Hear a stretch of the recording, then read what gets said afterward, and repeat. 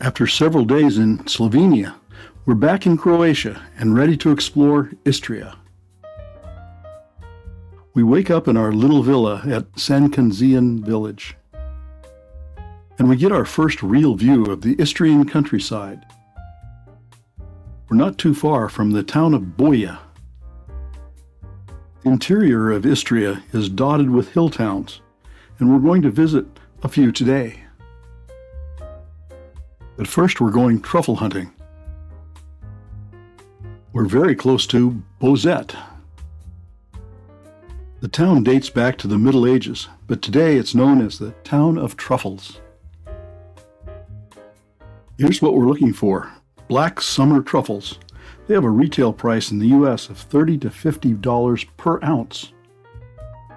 We need a trained truffle dog with a sensitive nose. This is Capo, a Legato Romagnola, or Italian water dog. Mirko sends Capo off with a command to search in Croatian. Before long, Capo signals, "Here it is, now give me a treat." Mirko dusts it off and digs it up. Not very appetizing right now. Capo manages to find two more. Then we head back to the kitchen to taste our find. Vishna has prepared a sampler of truffle treasures for us, including truffled spreads topped with a shaved truffle, truffled cheeses, truffled fruit jelly, and sausages with truffles. Then she prepares Istrian eggs for us, scrambled eggs with grated truffles topped with shaved truffles. We even get dessert, ice cream topped with truffle-infused honey. Of course, the last stop at Prodan Tartufi is the gift shop for some bottled memories. Our next stop is Motovun to explore a hill town. It's a medieval town that's become a tourist attraction with plentiful art galleries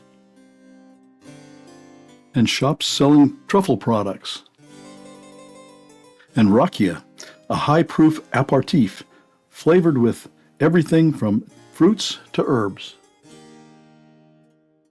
The town looks out on Motovun Forest. It's an area of about 4 square miles that's specially protected. Only licensed truffle hunters are allowed in. The city gate is guarded by a souvenir stand and topped with the Lion of St. Mark. The winged lion is the symbol of the Venetian Empire, which ruled this town from 1278 to 1797. We wander through the narrow and very picturesque streets.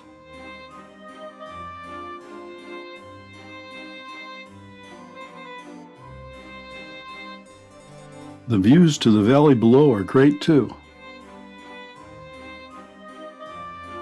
Looks like we might have some rain on the way.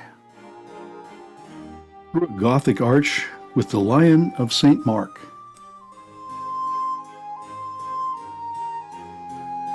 We enter the main square of Motovun. It is named after Andrea Antico, who was born here in 1495. He became famous as the inventor of movable type to print musical scores. The Church of St. Stephen was built at the beginning of the 17th century in a late Renaissance style. Vineyards dot the surrounding hills. The grapes are Tiran and Malvasia.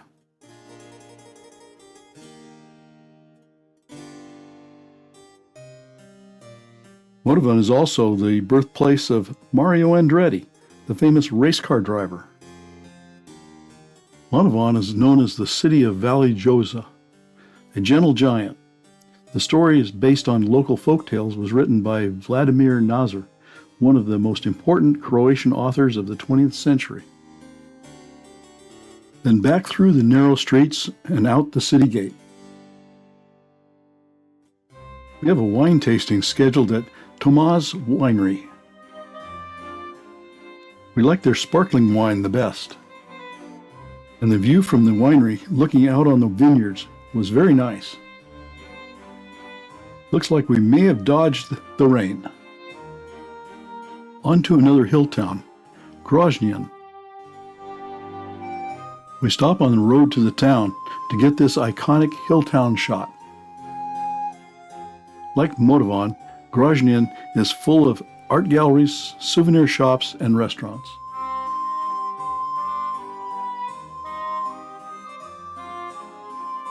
The village church was first mentioned in 1310, and its present form dates back to 1748 to 70. This loggia was also mentioned in the 14th century. The building above the loggia was added in 1597. It was used as a court, a prison, and a granary. Today it's an art gallery. This old smithy dates to 1406. We wander through the narrow streets in search of pictures, and we have no problem finding some.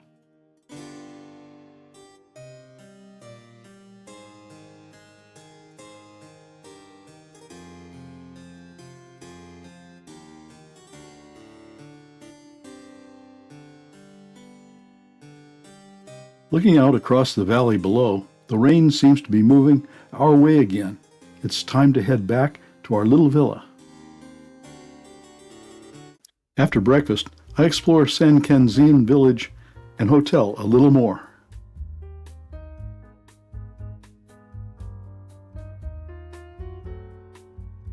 This morning, we're leaving the hill towns of the north for the coastal cities of the south.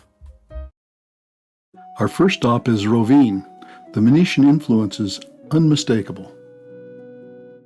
From 1283 to 1797, Rovine was one of the most important towns in Istria, governed by the Republic of Venice. The bell tower of the Church of St. Euphemia was built between 1654 and 1680. On top of the 200-foot-high tower, the statue of St. Euphemia turns as a wind vane.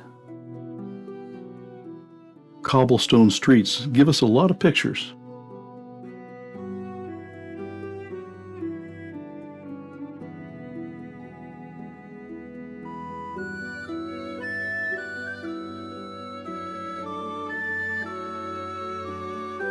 The Angelo d'Oro Hotel was the bishop's palace from the 17th century. We have to stick our heads in and look around. Interesting subjects don't need to be old. This fish skeleton sculpture is the reception desk at a restaurant. Interesting doors and windows always get our attention.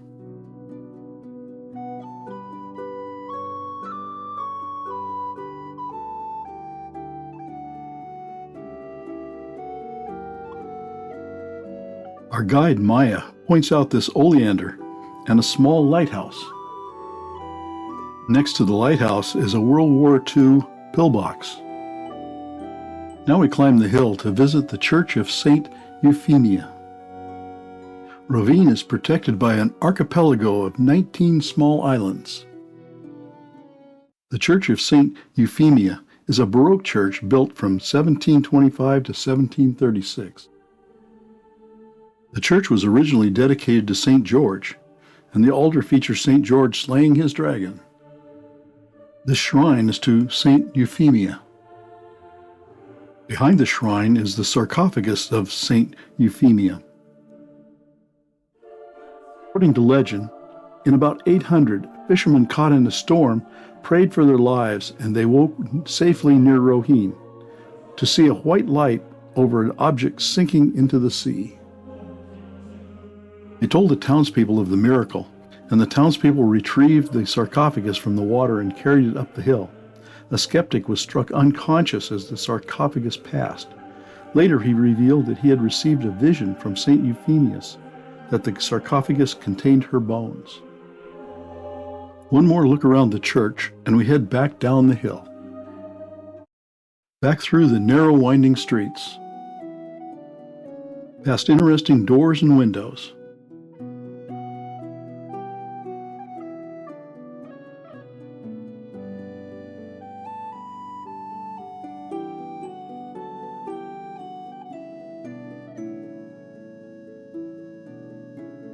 And we're back to the marina. And this is Giovanni Pignatelli Square. The Venetians definitely left their mark on this place.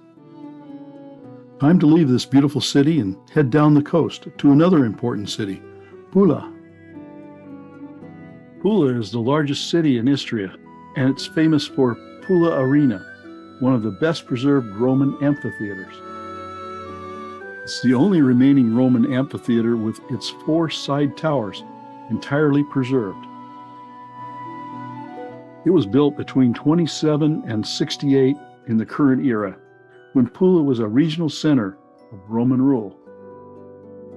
The theater is built on a slope. The part facing the sea has 3 stories, and the hillside has 2. It could accommodate 23,000 spectators. Today, the arena is used as a venue for concerts. Lucia Pavarotti, Andrea Bocelli, Sinead O'Connor, Elton John, Sting, Seal, and Foo Fighters, just to name a few, have performed in the arena. Underground passageways were built under the arena for the gladiators and the animals. Today, they're a museum space. Pula is known for its multitude of Roman structures. This is the Hercules Gate. It was probably built around 45 BCE. The Gate of Hercules stands in sharp contrast to the nearby Bank of Italy building, built in 1937 in Mussolini's Italian rationalism style. Our next stop is the Arch of Sergei. It's a triumphal arch that commemorates 3 members of the Sergei family who participated in the Battle of Actium in 31 BCE. Beyond the arch is a shopping street. There's candies and chocolates, a truffle shop, and rubber ducks, and some interesting facades. The Temple of Augustus, dedicated to the first Roman Emperor, Augustus, was built between 27 BCE and his death in 14 current era. Next door is the Communal Palace. It served as the city hall from 1296. It's been through several reconstructions since. At the end of the 15th century, it was rebuilt in a Renaissance style, and during the 17th century, the reconstruction was in a Baroque style. Now for something different. We're headed to Valley to learn about olive oil. Croatia is a family-owned wine estate producing extra virgin olive oil from the indigenous olive varieties of Istria. The first mill was built in Valley in 1927 and remained in operation until 1965. These are the old olive presses. Today, state-of-the-art equipment like this centrifugal extractor are used. This machine separates the oil from the pulp. We get a lesson on the very precise process of olive oil tasting. Just like wine, you taste with all your senses: vision, smell, feel, as well as taste. Some local products to cleanse the palate between tasting. Croatia produces 3 distinct extra virgin olive oils. Their tastes include apple and green tomato notes and herbal notes from chicory and conifer to mint and basil. This morning, we were looking forward to a cooking class, but our chef was sick and had to cancel. So instead, we're in Visionado, in the heart of the Istrian wine country. We're at the Rossi Winery and Distillery for some tasting. But first, we're touring the winery's production facility to see how it's made. Initial fermentation is in stainless steel tanks. Then selected varietals are aged in oak. Here's their state-of-the-art bottling machine.